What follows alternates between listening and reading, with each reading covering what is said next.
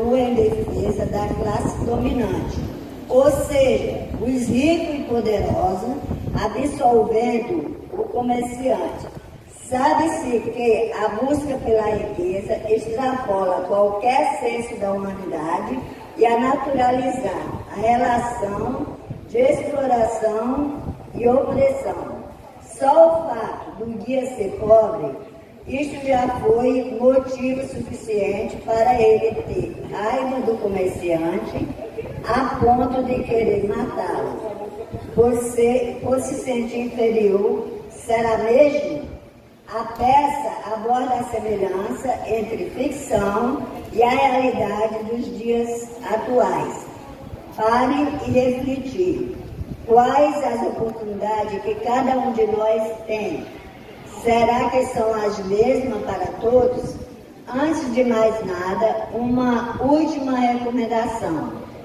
Estranhe-se o que não se for estranho, tome-se por inexplicável o habitual e sinta-se perplexo ante do cotidiano. Trata-se de achar um remédio para o abuso, mas não se esqueçam do abuso que sempre a regra. Que comece o espetáculo.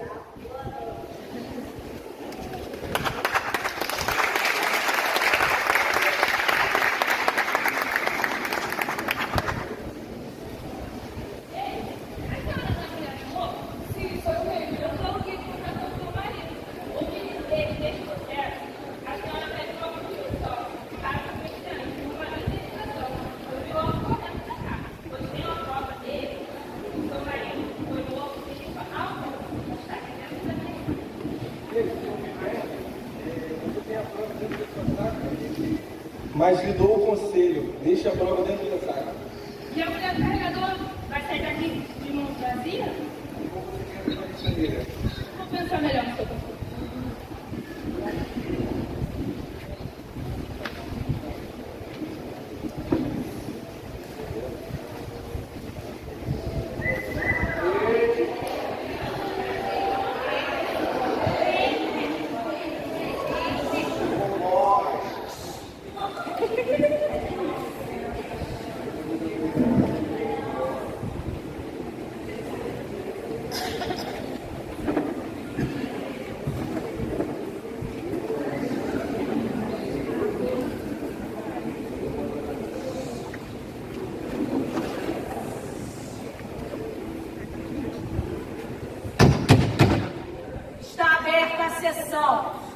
Com a palavra, a mulher do morro. Meu marido carregou a bagagem deste senhor pelo deserto de Jair. Um pouco antes do fim da viagem, o senhor o matou com um tiro. Embora, por isto, o meu marido voltou vivo. Eu peço ao assassino que seja punido. A senhora pede também uma indenização? Sim, porque o meu filho é pequeno. Ficamos sem ele para o nosso sustento. Eu não censuro a senhora por exigir ordem material constituída por demérito da senhora. Atrás da expedição do comerciante Calvin vinha a segunda expedição, a qual foi junta depois de ter expedido pelo comerciante. O guia da primeira caravana, a menos de 1 milha de distância do caminho trilhado, podia-se avistar a expedição Bologrado. Que foi que o senhor viram quando chegaram perto? O comerciante, como coquetear com ele do plantio, e o carregador caído na areia. O senhor matou o homem? Matei sim. De repente ele me agrediu. Como foi que ele agrediu o senhor? Ia me acertar pelas costas com uma pedra. O senhor tem alguma explicação para essa agressão? Eu não. O senhor não forçava os seus homens com muita brutalidade? Nunca. Encontra-se no recinto o guia despedido, que fez parte da expedição na primeira viagem. Eu? Diga o que sabe a respeito. Até onde posso saber, o que o comerciante queria era chegar em Uga o mais depressa possível, por causa de uma tinha a impressão de que essa expedição que ia à frente andava com rapidez fora do comum? Fora do comum não. Ele levava um dia de vantagem. E mantinham essa vantagem. E para isso o Senhor não pode ter deixado de forçar o seu pessoal? Eu nunca forcei ninguém. Isso era função do guia. O acusado não lhe deu ordens expressas para forçar o carregador a andar mais depressa? Eu não forcei mais do que o de costume, até mesmo, por sinal. E por que foi despedido? Justamente porque, na opinião do comerciante, eu mostrava amistoso demais com o carregador. E não devia? Por acaso o carregador a quem o Senhor nem podia tratar amistosamente dava a impressão de ser um homem revoltado? Até que não. Ele aguentava de tudo. Que pelo que me diziam, tinha medo de perder o emprego. Ele não era sindicalizado. Assim tinha que engolir muita coisa, não é? Responda! Não fique aí pensando o tempo todo em que resposta que você vai dar. A verdade, ela sempre vem à tona. Eu só tive com ele até o posto de campo. É isso aí, guia. Mandou bem. Depois disso, aconteceu alguma coisa que pudesse dar motivo à agressão ao carregador?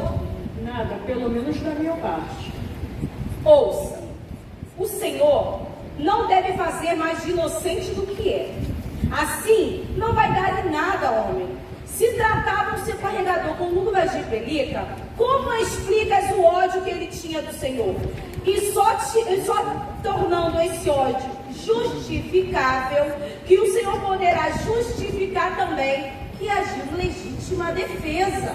Pense bem. Uma coisa é preciso confessar. Bati nele uma vez, bati sim. E o senhor acha que por causa dessa única vez o carregador ficou tão cheio de ódio? Não, mas eu também encostei o revólver nas costas dele, quando ele não queria atravessar o rio. Durante a travessia do rio, ele quebrou um braço. Culpa minha também. Na opinião do carregador. Naturalmente. Na verdade, quem o puxou de dentro d'água fui eu. Então vejamos. Logo depois de despedir o guia, o Senhor deu motivos para o carregador odiá-lo. E antes, reconheça de uma vez que o homem tinha ódio do comerciante. Quando se pensa bem, aliás, isso é até óbvio, é bem compreensível que um homem mal remunerado, forçado com violência a enfrentar grandes perigos, vendo-se prejudicado até mesmo em sua saúde, arriscando a vida quase a troco de nada para dar vantagem a outro, acaba tendo ódio desse outro. Não, ele não tinha ódio de ninguém. Vamos agora interrogar o estalajadeiro do posto de ramo, que talvez nos possa dizer alguma coisa para ajudar a termos ideia clara do relacionamento entre o comerciante e seus empregados. Como é que o comerciante tratava os homens dele? Bem, Quer que eu evacue o recibo? O senhor acha que dizendo a verdade pode trazer prejuízos aos seus negócios? não, nesse caso não é necessário. Como o senhor quiser. Ao guia ele chegou até a dar cigarros e pagou bem o salário, sem discutir. E o carregador também era bem tratado. O lugar onde o senhor trabalhava era o último posto policial do itinerário? Sim, depois começa o deserto de Jair, completamente desabitado. Sei. Nesse caso, a amabilidade do comerciante era mais uma questão de circunstância. Por pouco tempo, era, por assim dizer, uma amabilidade tática de guerra. Também os nossos oficiais faziam questão de tratar tropas de maneira tanto mais amável quanto mais se aproximavam à frente da batalha. A amabilidade desse tipo não quer dizer naturalmente nada. Ele, por exemplo, estava sempre cantando, enquanto caminhávamos, a partir do momento em que ameacei com um revólver, para forçá-lo a atravessar o rio. Nunca mais ouvi cantar. Ele estava, portanto, bastante irritado, o que é perfeitamente compreensível. E eu retorno de novo ao exemplo da guerra. Lá também se podia compreender perfeitamente a gente simples do povo, quando dizia nós oficiais, Pois é, vocês fazem a guerra de vocês, mas é também de vocês que nós fazemos. Assim também o carregador podia dizer ao comerciante: o Senhor está fazendo o seu negócio, mas o negócio que eu faço também é do Senhor. Outra coisa é preciso confessar. Quando ficamos perdidos no deserto, eu reparti com o carregador um cantil de água, mas escondi o outro cantil para beber sozinho. E por acaso ele viu o Senhor bebendo? Foi o que eu pensei, quando ele avançou contra mim com aquela pedra na mão. Eu sabia que ele me odiava. Quando entramos na região desabitada, fiquei noite e dia sob aviso. Eu só podia imaginar que ele viria para cima de mim na primeira oportunidade. Se eu não tivesse atirado, o outro seria eu. Eu só queria dizer uma coisa. Não pode ter agredido esse homem. Ele jamais agrediria ninguém. Pode ficar descansada. A prova da inocência dele está aqui dentro da minha sala. Alguém encontrou a pedra com que o carregador agrediu o Senhor? Este homem retirou da mão do morto. Era essa a pedra? O Senhor reconhece? A pedra era essa mesmo. Pois então, veja o que há dentro desta pedra. Isto é um cantil com água, não é pedra nenhuma. Ele oferecia água ao Senhor. Agora, tudo indica que ele não pretendia em absoluto matar ninguém. Viu? Consegui provar. Ele era inocente. Foi só por uma casa excepcional que eu pude provar isso. Eu mesmo tinha dado cantil de água a ele, quando partiu do último poço. E o estalar dele é prova disso. Que idiota! Agora ele está perdido. Como que pode isso? Ele ia dar de beber ao Senhor. Devia ser uma pedra. Não era pedra nenhuma. Não está vendo que é um cantil com água? Mas eu nunca podia imaginar que fosse um cantil com água. Aquele homem não tinha motivo algum para me dar de beber. Não era amigo dele. Ele ia dar de beber ao Senhor. Por que ele iria dar água ao seu patrão? Por quê? Deve ter imaginado que o Messias estava com sede. De certo, por um sinal de humanidade. Talvez até por imbecilidade. E por isso eu acho que ele não tinha nada contra o comerciante. Só se ele era muito imbecil mesmo. Um sujeito que por minha causa sofreu um acidente capaz de deixá-lo aleijado para o resto da vida. E logo no braço. Nada mais justo da parte dele do que querer ir à forra. Pois é, nada mais justo. Por um pouquinho de dinheiro à toa, ele se prestava a andar com uma pessoa como eu, que tem dinheiro à beça. E verdade que o caminho era tão árduo para ele como para mim. E quando estava cansado, apanhava. Não é o certo? Admitir que o carregador não quisesse acabar comigo na primeira oportunidade seria admitir que ele não tivesse nenhum bom senso. O Senhor quer dizer que tinha razão em supor que o carregador tivesse alguma coisa contra a sua pessoa. Dadas as circunstâncias, portanto, o Senhor teria atirado numa criatura inofensiva tão somente por não poder imaginar que era inofensiva. Isso acontece vez ou outra com os nossos policiais. Atiram no meio de uma multidão de manifestantes, gente absolutamente pacífica, só por não poderem conceber que essa gente não estava pronta para arrancá-las de cima do cavalo e linchá-los. Então o policial atira, a bem dizer, só por medo. E o fato de terem medo é prova de bom senso. Agora, o Senhor quer dizer que não podia saber que o carregador constituía uma exceção. A gente tem que seguir a regra e não a exceção. Então é isso. Que motivo poderia ter o carregador para dar de beber ao seu carrasco? Nenhum motivo razoável.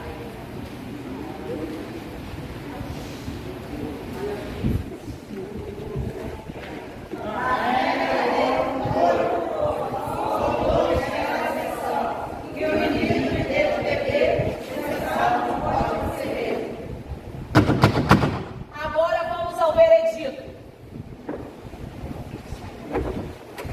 No regime de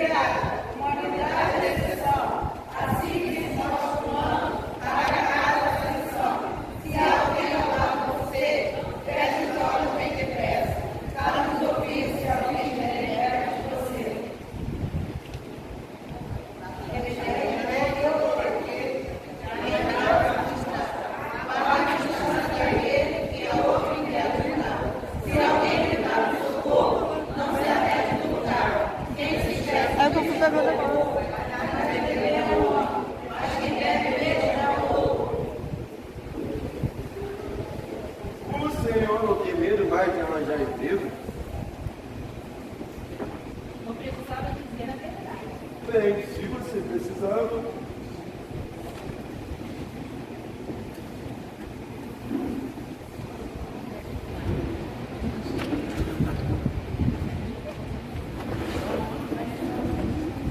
O tribunal tem mais uma pergunta a lhe fazer.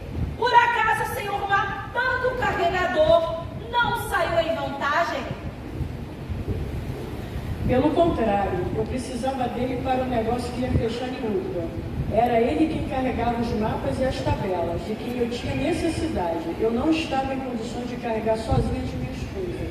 O senhor, com isso, não realizou o que tinha que realizar em Urga?